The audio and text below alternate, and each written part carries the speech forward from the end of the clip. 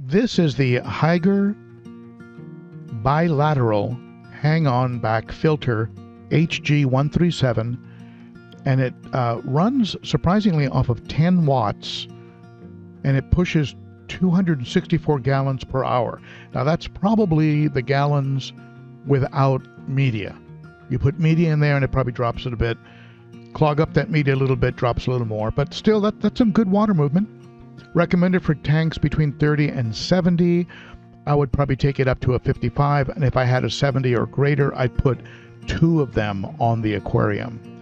Comes with a 2-year warranty, and I have noticed that Hygger has gotten much better about communicating both on Instagram and also directly. So let's crack this open. I've never opened it.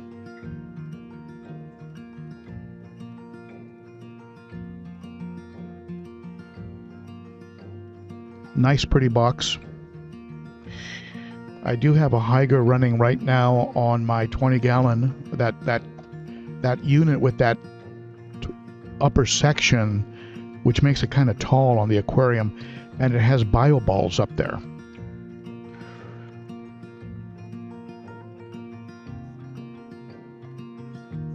Great packaging. Hygger's really come a long way. They used to be a plain cardboard, but now their packaging is much nicer.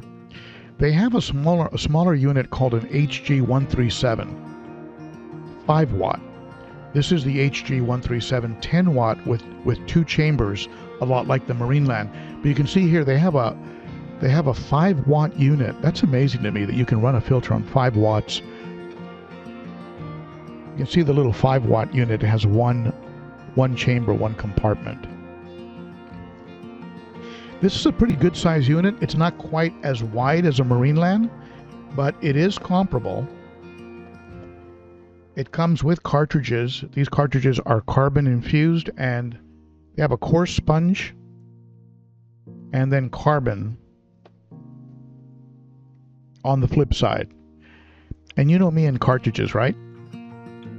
Those will undoubtedly be swapped out. Nice wide intake tubes with an incorporated pre-filter, which would keep those cartridges pretty clean, not allowing the big gunk to get in there. See that? Little pre-filter action there built in. And it just slides off. It's very thin. Not sure how long that would last. Very, very thin. And you can see the down tubes, pretty hefty, like a 3/4 inch tube and extension. Let's get the unit out of here without. I'm working in a very tight quarter. I've got that 55-gallon right next to me that I'm trying to knock the top frame off of it and replace it. But for the life of me, I can't get that frame to come off. They use super glue or something. I've got 3 corners loose and 1 corner that won't come loose. Okay, so there's a second set of inserts. Again, carbon, and it looks like a carbon infused. So you have a coarse and a medium sponge and 2 of these carbon infused sides, and they pop open. So you can pop them open a lot like the Marineland cartridges and use your own floss, reusable sponge material, which it's what I recommend. All right, let me see if I can wrangle this thing out of here without having a loud crash. Now, so you get those extra cartridges that I just showed you. Also inside the unit, they include additional cartridges. So they give you lots of cartridges to start with. And whether you want to buy them from Hygger or you want to go ahead and use your own material, of course, that's your call. But this looks a lot. It's got some real nice rubberized bumpers.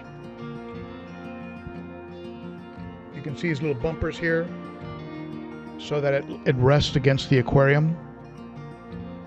I like the way these are rubber. They're a soft rubber. I like that. Little motor, little 10 watt motor, and a lot of capacity. You could just put one cartridge in the front and load up the back with whatever you want. Matrix, Biohome, rings, whatever. Yeah, this goes right in there, fits in. Boy, this is almost like a Marineland clone. Goes right there. You got your flow control right here. And then a real nice little cover. Fits right on top. There you go. There's the unit.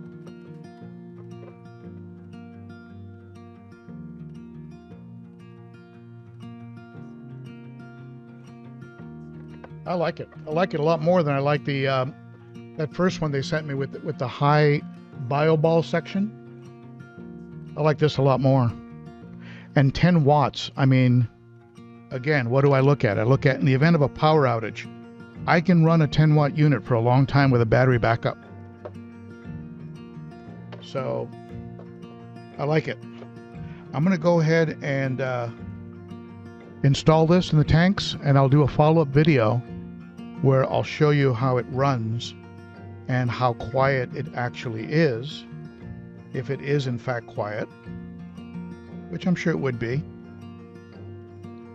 I will admit that on the other unit they sent me, having the motor, the pump inside the aquarium, I have found to be very, very good in the event of a power outage, and also in starting the filter up, because there's no you don't have to fill the hang-on-back with water. It just starts pulling water from the tank with the motor inside the aquarium. There's also no leak worries, because where hang-on-backs will leak, if they leak at all or ever, I've never had a problem with a hang-on-back leaking, but if they do leak, it's going to be between where the pump or the motor connects to the body. And you don't have to worry about that when the pump is inside the aquarium. But this looks pretty well made. I like it. Thank you, Hygger. I am a Hygger affiliate, just full disclosure. So I'll try and include a link underneath the video, and if you use that link to buy it, Hygger will throw me a bone. It's never a lot, just a small amount. But I'm anxious to get that thing going. So let's take up some of your questions. Yeah, Jeremy, the hang-on-back is a good-looking unit. I'm anxious to try it. It reminds me of a lot of the Marineland 400, but it's not quite as bulky, and looks a little slicker with that nice top. And I love the fact that it's using 10 watts. So, and you can get the one compartment unit that uses 5 watts. I think that's awesome. I know Cichlids has been coming out with a lot of low watt units,